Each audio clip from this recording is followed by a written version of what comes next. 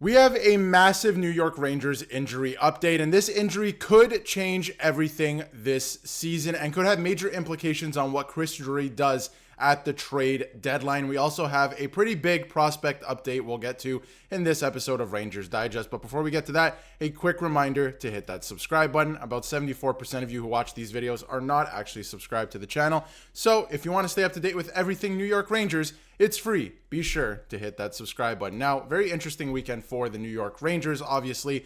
Two very interesting games against the Washington Capitals where, you're kind of in it, and I think that's encouraging against the Metropolitan Division leading Washington Capitals. And then again, pretty easy game against the Chicago Blackhawks where a lot of the top guys came to play in some good performances, which was good to see. But the major storyline coming out of this weekend, and I think could change absolutely everything for the Rangers this season, is Chris Kreider was held out of yesterday's game against the Chicago Blackhawks with an upper body injury, and he is considered day to day. Now, we know Chris Kreider, was dealing with back issues earlier this season. There was a video that came out the other day when they beat the Boston Bruins about him giving off the, game puck after the game. His back did not look good. He did not look mobile in that video, and obviously we know he hasn't been moving the way we know him to move. So he was held out of this game with an upper body injury, and again, day to day. So it's clearly probably still his back bothering him, and it is day to day, not week to week, which is encouraging. But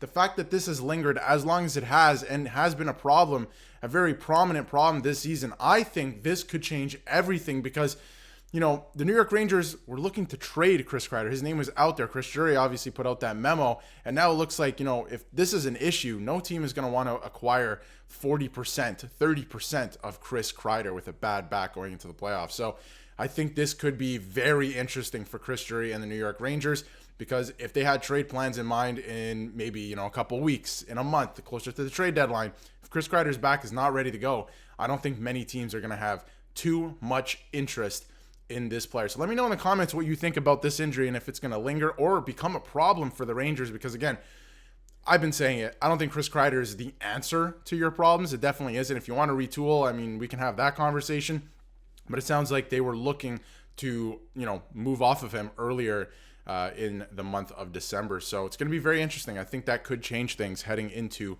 the trade deadline, which at this point is only 2 months away, and it's coming quickly. Now let's jump into some, the Rangers made some history, a couple Rangers. There was a lot of great play this weekend. Adam Fox ties Brad Park 283 for fourth place on the franchise's all-time assist list amongst defensemen. So Adam Fox now, he's going to pass him. So stands pretty much alone in fourth place, all-time New York Rangers defenseman for assists, which I think is pretty incredible. He's been a great offensive player ever since he's come to New York, and got another point yesterday. Fox has become the first defenseman in Rangers history to start his career with 6 consecutive 30-point seasons. So obviously very dynamic on the offensive side of the puck. We know that from Adam Fox. So he's been fantastic, again, ever since he's come to New York, putting up great numbers again this year. Despite everything that's happening, I think he's having a pretty good season still. And continuing to lead the way, considering who he's played with this season as well. Keandre Miller at times, obviously Ryan Lindgren as of late, and the defensive core has been very, losing skill this season. They've been trading guys off the roster. And speaking of defense, Will Borgan gets his first as a New York Ranger in the game against the Chicago Blackhawks, which was a great game, not off to a great start, but they really turned it around, and they were building off of what they built up on Saturday against Washington's a great team, and I was sort of expecting New York to lose and the Rangers to lose against the Washington Capitals, but they kind of made it interesting at the end. And then in this game, I think you got to take full advantage of playing the Chicago Blackhawks. They are playing some terrible hockey right now. They are in free fall mode. So Will Borgan does exactly that. In terms of other stats, Mika Zibanejad tallies his 400th assist in his career, becoming the third active Swedish player to reach the mark. Obviously, Erik Karlsson and Victor Hedman did that as well. Both defensemen, pretty interesting. And speaking of Mika Zibanejad, there's things that work against the Chicago Blackhawks that don't really work against other teams because they're in free fall mode. And one of them I noticed was this stretch patch that, Mika loves to do in every game, and it has not been working this season, or, it's just a pizza up the middle or a muffin off the boards. But it worked yesterday. So yes, those things are true, right? Like usually it's not working against other teams, but in this game, this was a good game to build some confidence, right? And he has been playing with some confidence the last 2 weeks or so, the last handful of games, that's for sure.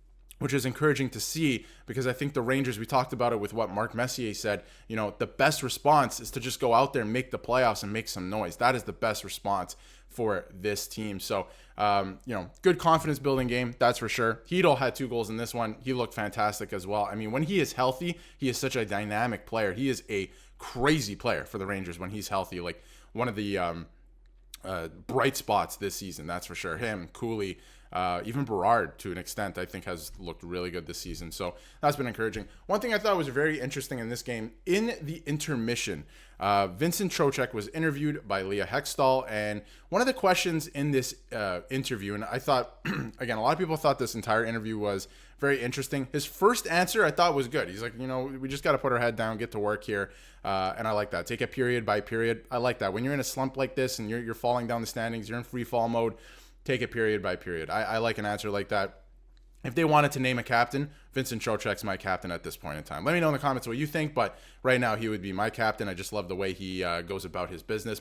And the second answer was pretty interesting as well. Leah Hextall asked him, what is the game plan going forward to kind of get this team back on track and potentially make the playoffs? And he said, I'll let you know when I come up with something. So they're clearly flying by the seat of their pants at this point and just taking it game by game, period by period. At least that's what he's doing. And I think that is the correct approach. So I do like that from Vincent Trocheck. I think he has the right mindset so far this season. It seems like he's one of those guys in this, on this team, I should say, that has the, put your head down, get to work attitude. And I think they need more of that, right? And I understand they're human beings. A lot of their friends have been traded this season, and the way it happened, they're not a fan of that. But at the end of the day, put your head down, get to work, try to get this team to the playoffs. We all know a lot of these guys want to be New York Rangers, but under their terms, right? And I just don't think Dolan is going to allow them to have that. I don't think Chris Drury is going anywhere anytime soon. I don't think Peter Laviolette's going anywhere anytime soon at this point, unless things do not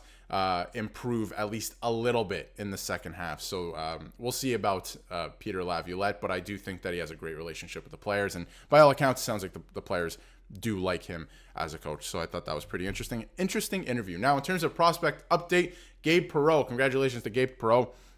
And a couple other New York Rangers prospects obviously playing in this tournament, but Team USA, which hosted the most New York Rangers prospects, won the World Junior Hockey Championships, the gold medal, in a shootout against Finland. Pretty entertaining game. I think Finland was actually the only team to beat the USA in overtime in this tournament. So really good showing for Gabe Perreault and Team USA in that regard. And he looks like he's going to be a pretty special player. He's probably going to turn pro next season, whether that's with the Rangers or the Hartford Wolfpack. We'll see in training camp, but probably Hartford Wolfpack, but he has a very bright future ahead of him. And if you saw at least a little bit of this tournament, you know that this is a very dynamic player who can make an impact at the NHL level at some point during his career. He'll be there at some point. I think that's exciting for Rangers fans. And in terms of other prospects, even Sikora on Team Czechia, he looked fantastic as well. So lots to look forward to if you are a New York Rangers fan in terms of prospects, but they are still a ways away. We are focused on the team right now and what they're going to do. It's going to be a very interesting second half of the season. If you haven't yet,